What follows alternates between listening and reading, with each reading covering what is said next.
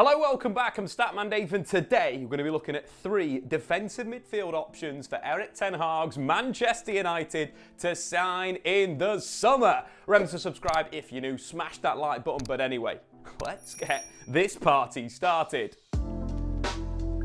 Manchester United's squad have lacked a top-tier defensive midfielder since Michael Carrick, and it's become a real noticeable issue. So today I'm going to go through 3 players that the Reds could sign to fix their defensive midfield problems. But first, what does an Erik ten Hag defensive midfielder do? His 2 Ajax sides saw 2 different kinds of defensive midfielders. First, the 2018-19 Champions League semi-finalists used a double pivot made up of Frenkie de Jong as libero and Lassa Schøne as a deep-lying playmaker. This base was a lot about combining ball-playing talents with passing diamonds, which often resulted in players stepping out with the ball, drawing pressure and looking to play through.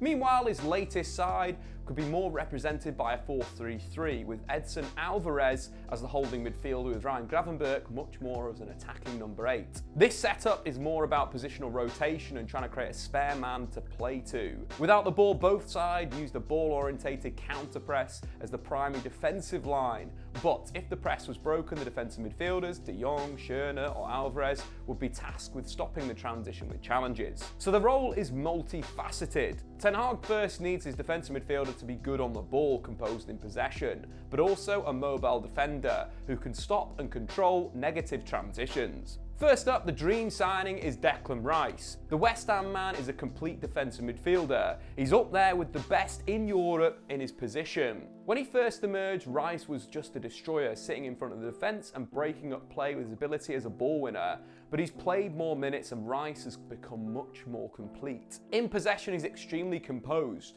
with a good passing range off both feet. This often sees him taking the ball off the centre-backs and patiently moving the opposition around with short passes to create an opening. If a short progressive pass is on, Rice usually plays it and kickstart the attack, but he can also play longer passes like switches of play. In fact, in the Premier League this season, Declan Rice ranks 4th for passes into the final third and is the only player outside the Big 6 in the top 10. But Rice is also excellent on the dribble, an unusual skill for a defensive midfielder. He frequently carries the ball out, either drawing pressure and finding teammates in vacated space or simply surging past with his strength, power and close control. Rice's ability in possession hasn't come at the expense of his defensive ability either. The England international is a very intelligent defender that reads the game superbly, often leading to Rice making interceptions. In fact, he's made more interceptions in the Premier League this season than any other midfielder. Surprisingly, his goal against Kidderminster in the FA Cup really highlights his talent. Picking up the ball inside his own half, driving forward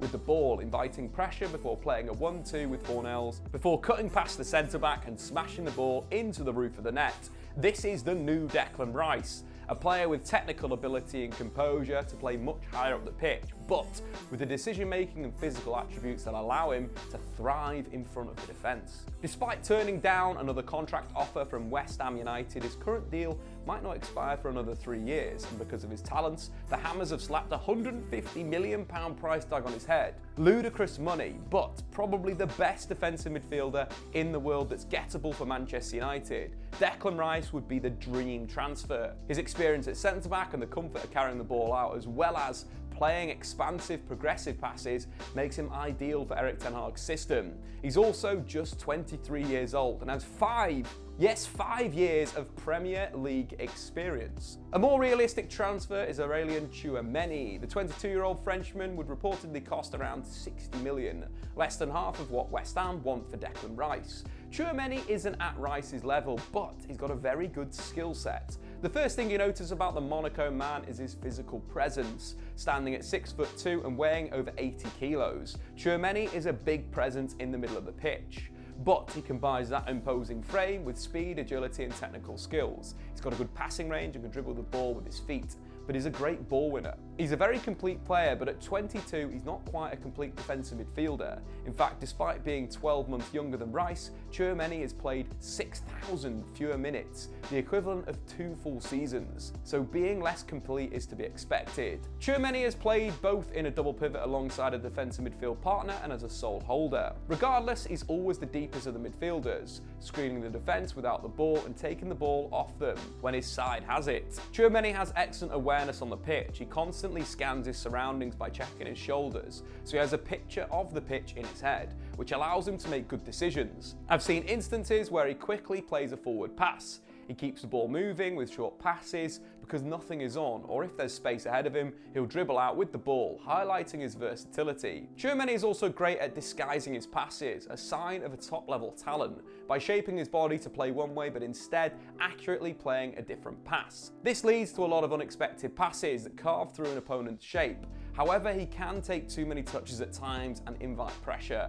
Fortunately though, he's got the technical skill and physical strength to protect the ball and come out on top, but definitely an area he can improve. However, without the ball, he is absolutely exceptional. The leading ball winner over the past 2 seasons. Schøne has won possession through tackles and interceptions more times than anyone else in Europe's top 5 leagues. Impressively, that's only part of the story. He's an aggressive defender that knows when to press and when to drop off, which shows a good understanding of his game. When he does press, he's often very successful, thanks to his body positioning, but his long legs as well allow him to reach the ball around players. This great ball winning ability means he's successful with nearly 37% of his pressures, which ranks him in the top 3% of central midfielders across Europe's top 5 leagues.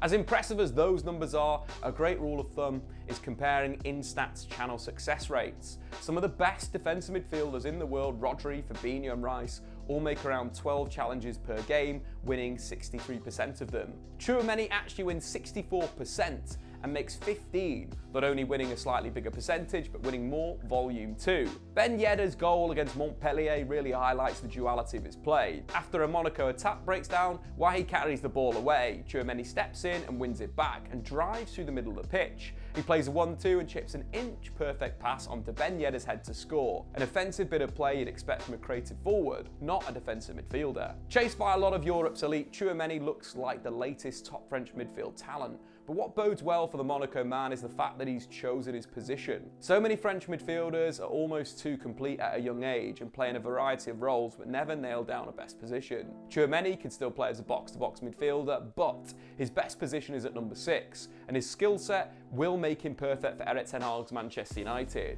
often supporting attacks from the base of midfield. His reading of the game and physical attributes make him an excellent counter-presser. This is ideal for an Erik ten Hag system, as Schøne's ball winning could help build offensive pressure. And finally, the wild card option. There's lots of defensive midfielders out there. Boubacar Kamara, Calvin Phillips, and even Frenkie de Jong could all fit in at Old Trafford, but the numbers all point to Ibrahim Sangare, an old Statman Dave favourite from his Toulouse days. Sangare has been improving under Roger Schmidt at PSV, and at 24 the Ivorian has developed well. Another outstanding ball winner, Sangare actually wins 63% of his 18 challenges per 90. A comparable success rate to the best defensive midfielders, but even more output than Schøne. For PSV, Sangare has very much played on the left of a double pivot, as he anchors his team's dominant flank of Philip Max and Cody Gakpo. Because of this, he is comfortable at defending the wide areas and doesn't look uneasy when he gets pulled near the touchline.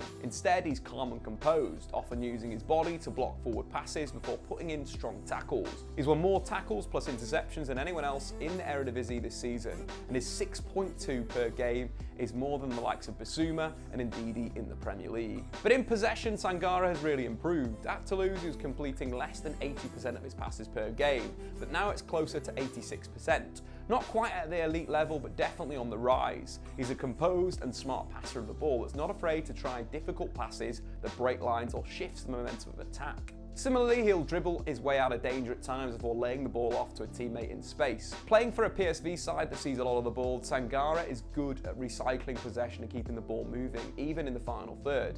In fact, his 18.6 accurate final third passes per 90 would rank him second amongst defensive midfielders in the Premier League. But when the opportunity arises, Sangare can play a creative pass, and he quite likes a chip ball over the top. The Ivorian came close to a £25 million move to Newcastle in January, expected to be available for a similar price in the summer. Sangare would be a cheap way to bolster Manchester United's midfield. Whilst not as complete as Schøne or Rice, the Ivorian international would be a good destroyer and could allow funds to be spent upgrading other areas of the squad. Meanwhile, his composure and passing ability would fit with Ten Hag's philosophy, and at 24, there's still plenty of time for Ibrahim Sangare to get better. But anyway guys, what do you think? Who would you sign for Erik Ten Hag's Manchester United in defensive midfield, and do you agree with these picks? Have I missed anyone?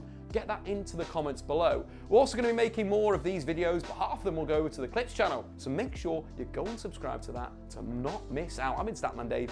See you soon. Thanks for watching. If you've enjoyed this video, why not check out some more content on the Statman Dave YouTube channel.